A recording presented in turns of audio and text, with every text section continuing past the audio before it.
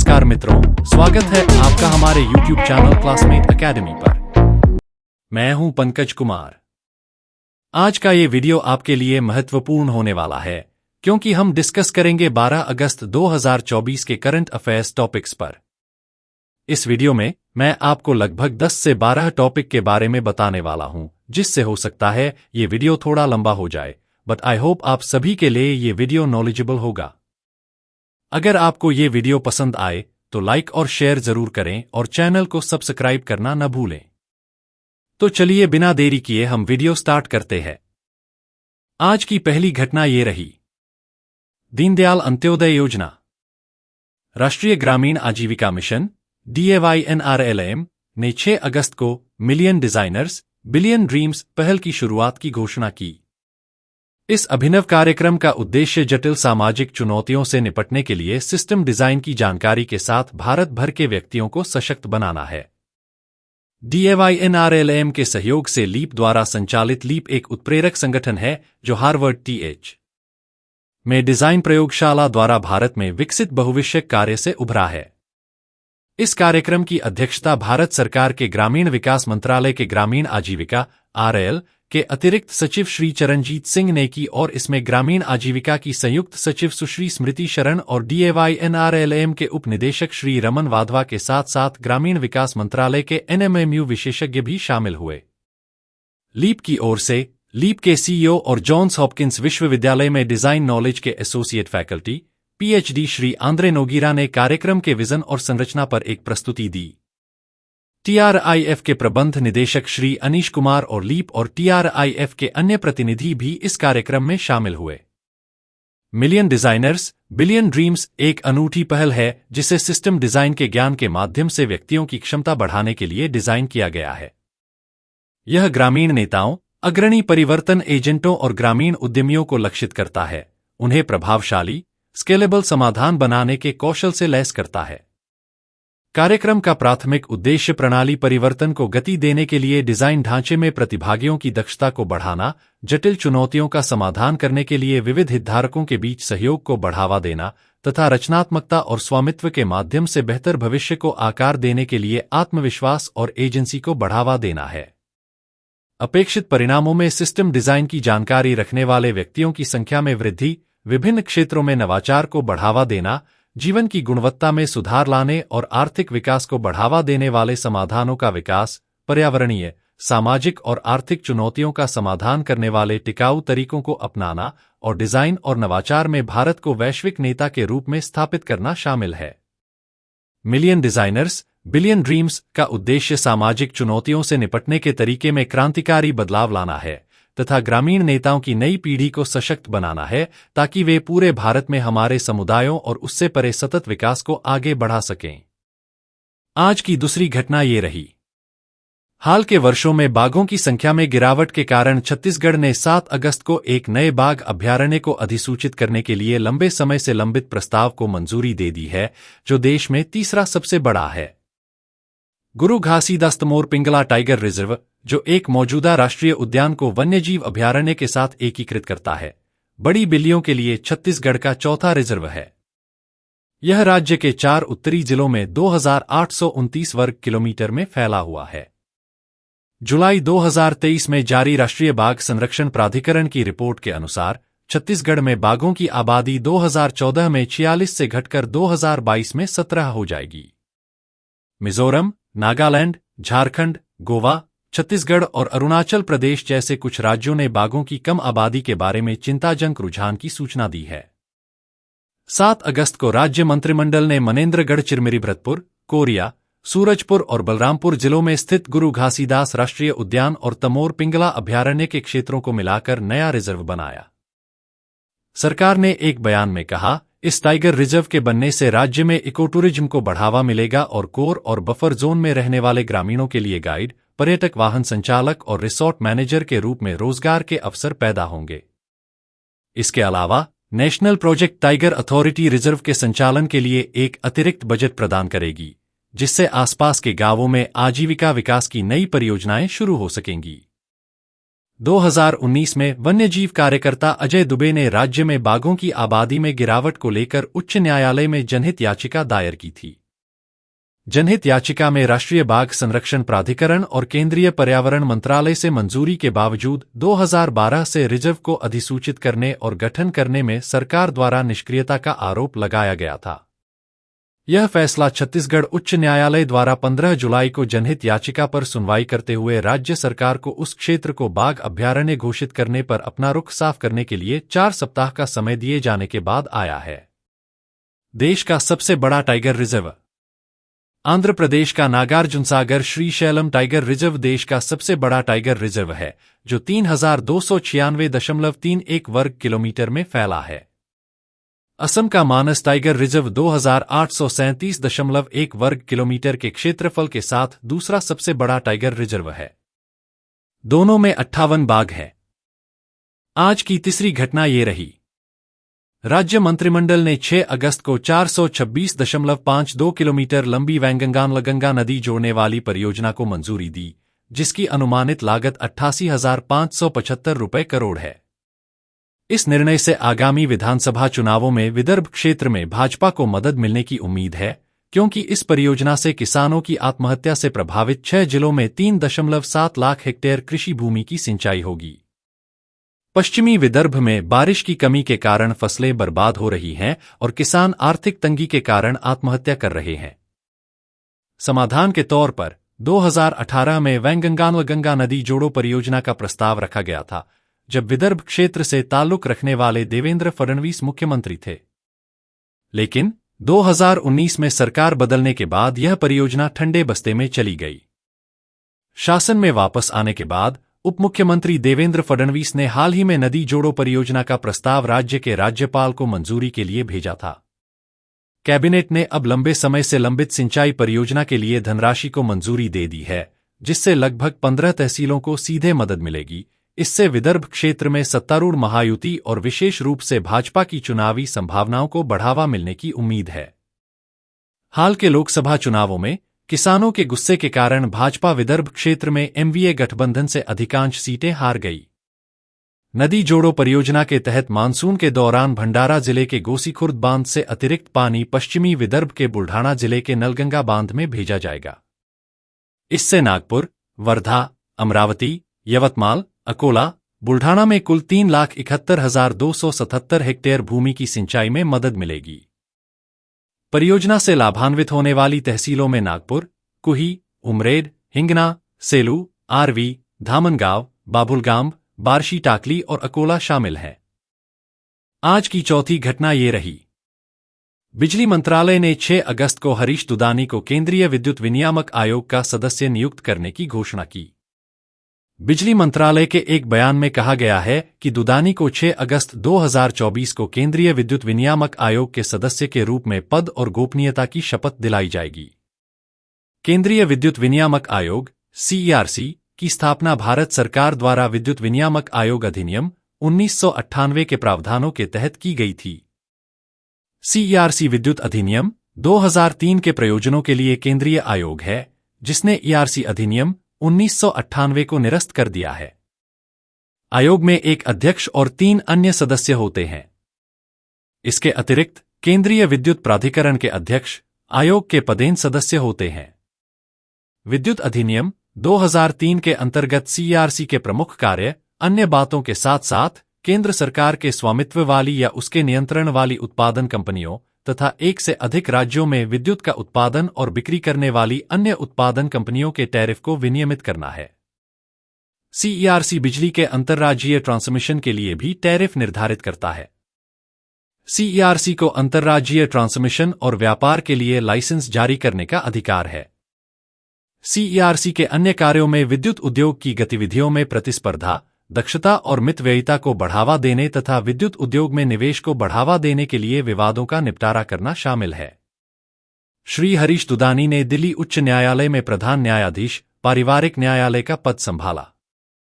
इससे पहले उन्होंने दिल्ली उच्च न्यायालय में जिला न्यायाधीश, वाणिज्यिक न्यायालय, अतिरिक्त सत्र न्यायाधीश, विशेष न्यायाधीश, PC अधिनियम, CBI का पदभार संभाला। आज की 5वीं घटना ये रही।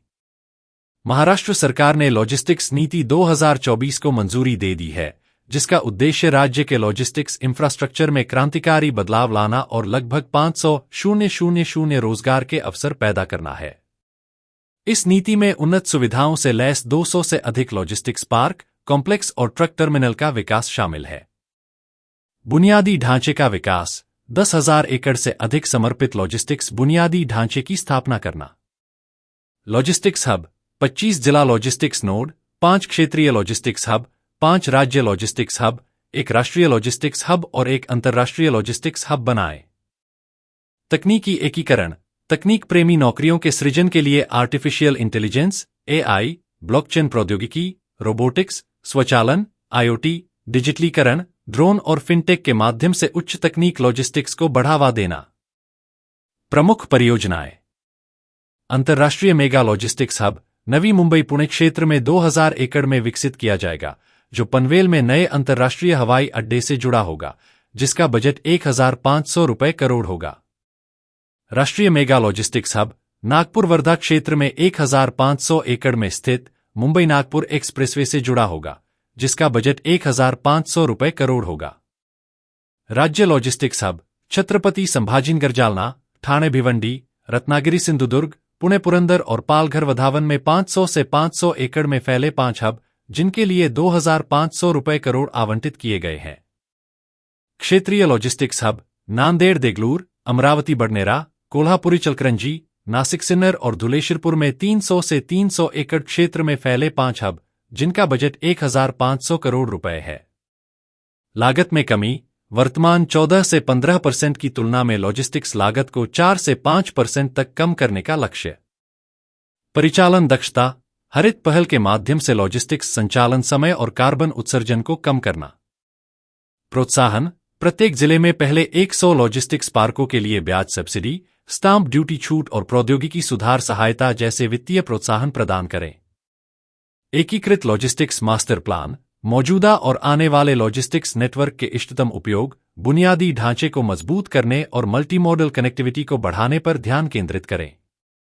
शहरी समाधान, कम से कम 20,000 वर्ग फीट निर्मित स्थान और 5 रुपए करोड़ के न्यूनतम निवेश वाले शहरी या उपनगरीय क्षेत्रों को मल्टीस्टोरी लॉजिस्टिक्स पार्क के रूप में नामित करें। यह नीति महाराष्ट्र समुद्री बोर्ड, जवाहरलाल नेहरू बंदरगाह प्राधिकरण, मुंबई बंदरगाह ट्रस्ट, महाराष्ट्र राज्य सड़क विकास निगम MMRDA, सिडको और महाराष्ट्र हवाई अड्डा विकास कंपनी सहित विभिन्न निकायों से प्राप्त सुझावों के आधार पर तैयार की गई है। आज की छठी घटना ये रही। Indian institute of technology IIT Indore ने फौजियों के लिए इनोवेटिव टेक्नोलॉजी से खास जूते तैयार किए हैं। इन जूतों को पहनकर चलने से न केवल बिजली बन सकती है, बल्कि रियल टाइम में सैन्य कर्मियों की लोकेशन का भी पता लगाया जा सकता है। IIT के अधिकारियों ने यह जानकारी दी है। अधिकारियों ने बताया कि IIT इंदौर ने रक्षा अनुसंधान एवं विकास संगठन DRDO को ऐसे 10 जोड़ी जूते मुहैया भी करा दिए हैं। उन्होंने बताया कि इन जूतों को IIT इंदौर के प्रोफेसर IA पलानी की गाइडेंस में डेवलप किया गया है। अधिकारियों ने बताया ये जूते triboelectric nano generator tang technology से बनाए गए हैं, जिसके कारण इन्हें पहनकर चले गए हर कदम से बिजली बनेगी। उन्होंने बताया कि यह बिजली जूतों के तलों में लगाई गई एक मशीन में स्टोर होगी, जिससे छोटे डिवाइस चलाए जा सकते हैं। अधिकारियों ने बताया कि ग्लोबल पोजिशनिंग सिस्टम GPS और रेडियो फ्रीक्वेंसी आइडेंटिफिकेशन RFID की टेक्नोलॉजी से लैस जूतों की मदद से रियल टाइम में सैन्य कर्मियों की लोकेशन भी पता लगाया जा सकता है। IIT इंदौर के निदेशक प्रोफेसर सुहास जोशी ने कहा कि इस तकनीक से सेना को बड़ी मदद मिलेगी। इससे रियल टाइम लोकेशन पता चल सकेगी, ट्रैकिंग की क्षमताएं बढ़ेंगी और सैन्य कर्मियों की सुरक्षा और दक्षता बेहतर होगी। TNG संचालित जूते आवश्यक GPS और RFID सिस्टम से बने हैं, जो विभिन्न सैन्य जरूरतों के लिए एक आत्मनिर्भर और विश्वसनीय समाधान प्रदान करते हैं। जैसे जैसे कुशल और पोर्टेबल बिजली स्रोतों की मांग बढ़ती जा रही है, IIT इंदौर के नवाचार पर इसी पर आधारित होते जा रहे हैं। प्रोफेसर पलानी ने कहा कि इन जूतों में TNG प्रणाली प्रत्येक कदम के साथ बिजली उत्पादन करती है। इसमें उन्नत ट्राइबो जोड़े, फ्लोरिनेटेड एथिलीन प्रोपलीन FEP और एल्यूमीनियम का उपयोग किया गया है। यह बिजली जूते के सोल के भीतर एक केंद्रीय उपकरण में संग्रहीत होती है। छोटे इलेक्ट्रॉनिक सर्किट के लिए यह एक विश्वसनीय ऊर्जा स्रोत बनती है। इसके अतिरिक्त जूतों में परिष्कृत ट्रैकिंग तकनीक की सुविधा है, जिसमें 50 मीटर की रेंज के साथ RFID और सटीक लाइव लोकेशन ट्रैकिंग के लिए सैटेलाइट आधारित GPS मॉड्यूल शामिल है। आज की 7वीं घटना ये रही। पंजाब के मुख्यमंत्री भगवंत मान ने Indira Gandhi international airport, Delhi airport के टर्मिनल 3 पर पंजाब के लोगों के लिए एक मुफ्त हेल्पिंग सेंटर का शुभारंभ किया है। यह केंद्र पंजाबियों के लिए एक तरह से हेल्प डेस्क के रूप में काम करेगा। इससे पंजाब भारत का पहला ऐसा राज्य बन गया है जिसने समर्पित NRI सुविधा केंद्र स्थापित किया है, जो अपने विदेशी समुदाय की सहायता के लिए अपनी प्रतिबद्धता को दर्शाता है।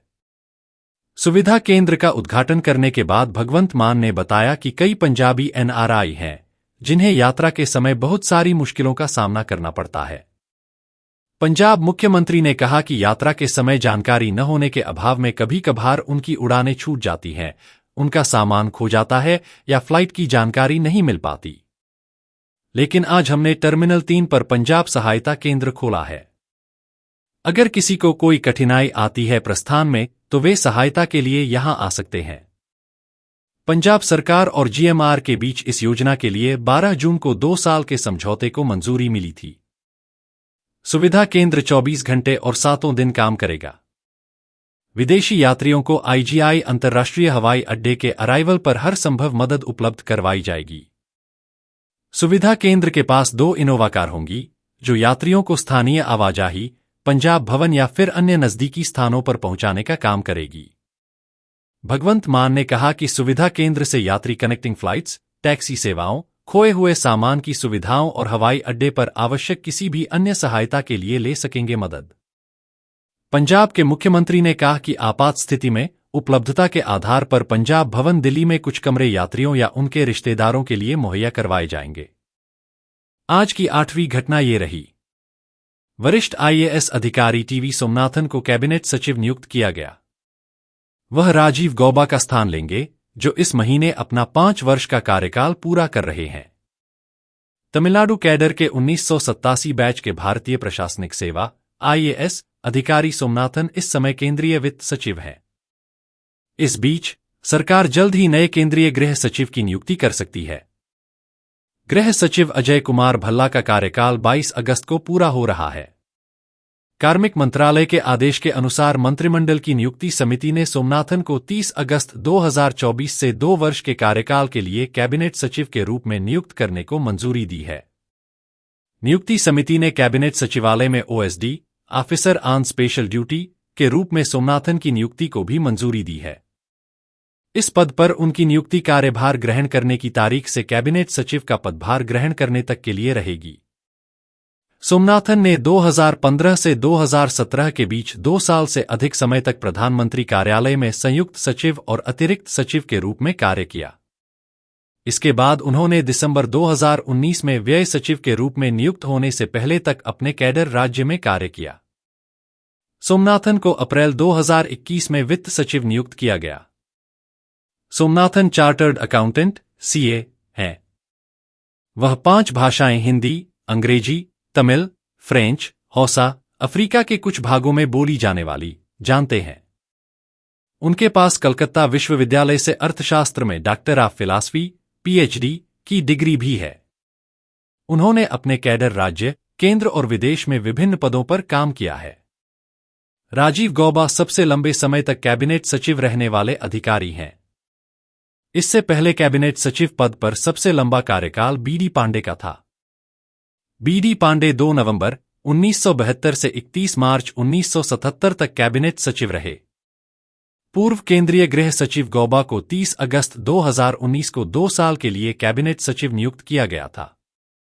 इसके बाद उन्हें 3 बार 2021, 2022 और पिछले वर्ष अगस्त में सेवा विस्तार दिया गया। आज की 9वीं घटना ये रही। भारत अपनी दूसरी परमाणु ऊर्जा चालित बैलिस्टिक मिसाइल पनडुब्बी INS अरिघात को जलावतरण करने के कगार पर है तथा उसे अपनी समुद्री सुरक्षा बढ़ाने के लिए 6 अतिरिक्त परमाणु पनडुब्बियों के निर्माण की मंजूरी मिल गई है।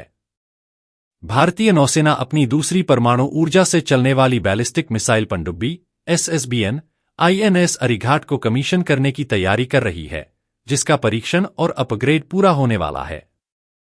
अगले 2 महीनों में सेवा में आने की उम्मीद है।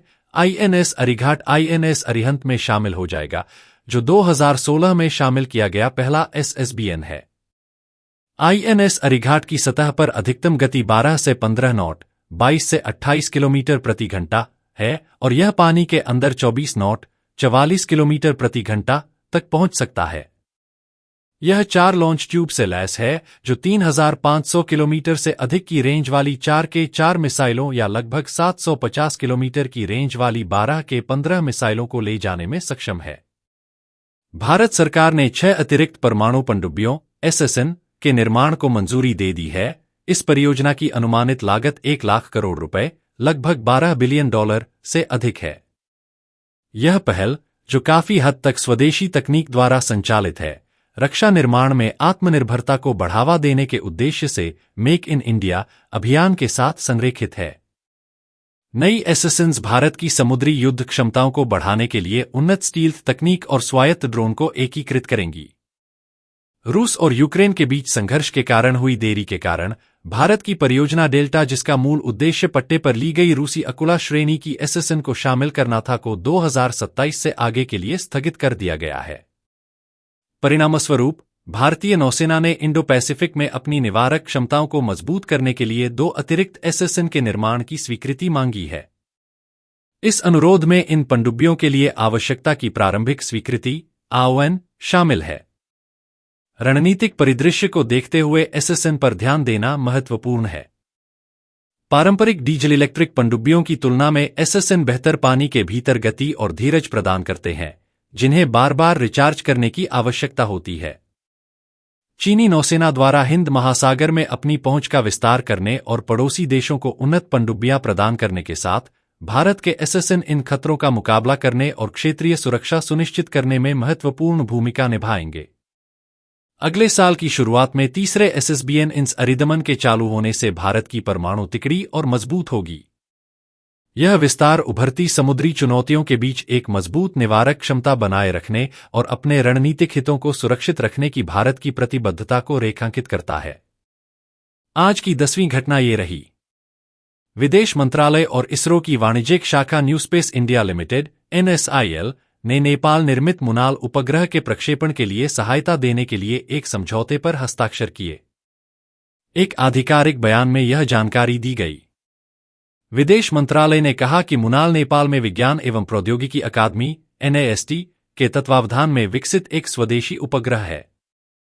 नेपाली अंतरिक्ष स्टार्टअप अंतरिक्षीय प्रतिष्ठान नेपाल APN ने इस उपग्रह के डिजाइन और निर्माण में नेपाली विद्यार्थियों की सहायता की है। विदेश मंत्रालय ने बयान में बताया कि उपग्रह का उद्देश्य पृथ्वी की सतह पर वनस्पति घनत्व के आंकड़े जुटाना है। विदेश मंत्रालय के संयुक्त सचिव उत्तर अनुराग श्रीवास्तव और NSIL के निदेशक अरुणाचलम ए ने इस ज्ञापन समझौते पर हस्ताक्षर किए। बयान के मुताबिक इस उपग्रह को जल्द ही NSIL के ध्रुवीय उपग्रह प्रक्षेपण यान से प्रक्षेपित किए जाने की उम्मीद है। अंतरिक्ष स्टार्टअप अंतरिक्षीय प्रतिष्ठान नेपाल APN की मदद से डिजाइन और निर्मित मुनाल उपग्रह को आने वाले महीनों में NSIL के ध्रुवीय उपग्रह प्रक्षेपण यान PSLV से प्रक्षेपित किए जाने की उम्मीद है। यह जनवरी में विदेश मंत्री S जयशंकर की नेपाल यात्रा के दौरान हस्ताक्षरित प्रक्षेपण सेवा समझौते के बाद हुआ है। MOU हस्ताक्षर समारोह में NIST सचिव रविंद्र प्रसाद ढकाल, नेपाल दूतावास के प्रभारी सुरेंद्र थापा और APN के संस्थापक आभास मास्की जैसे प्रमुख व्यक्ति शामिल थे। यह सहयोग नेपाल भारत संबंधों को मजबूत करने को रेखांकित करता है, जो अंतरिक्ष अनुसंधान तक विस्तारित है। थापा के अनुसार यह साझेदारी दोनों देशों के बीच गहरे होते संबंधों का प्रतीक है, जबकि ढकाल ने इस बात पर प्रकाश डाला कि उपग्रह नेपाल में अंतरिक्ष अनुसंधान में क्या मूल्य लाएगा।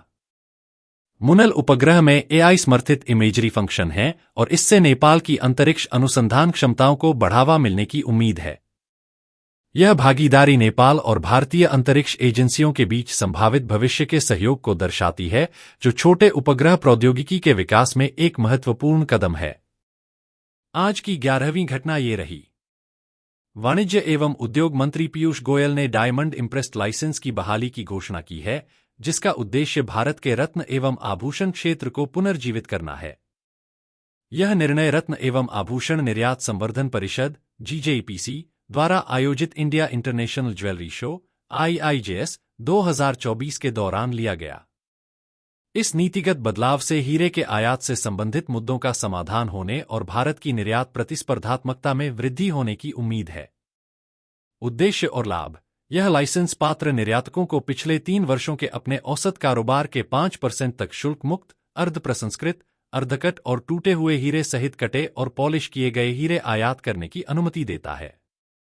निर्यातकों को इन आयातों में 10% मूल्य जोड़ना आवश्यक है, जिसका उपयोग आयातक द्वारा किया जाना चाहिए और निर्यात के बाद भी इसे स्थानांतरित नहीं किया जा सकता है। क्षेत्र पर प्रभाव: इस लाइसेंस के अभाव के कारण कटे और पॉलिश किए गए हीरों को छंटाई और पुनः निर्यात के लिए दुबई में आयात किया जाता था, जिससे भारत के निर्यात और क्षेत्र में रोजगार पर प्रतिकूल प्रभाव पड़ता था।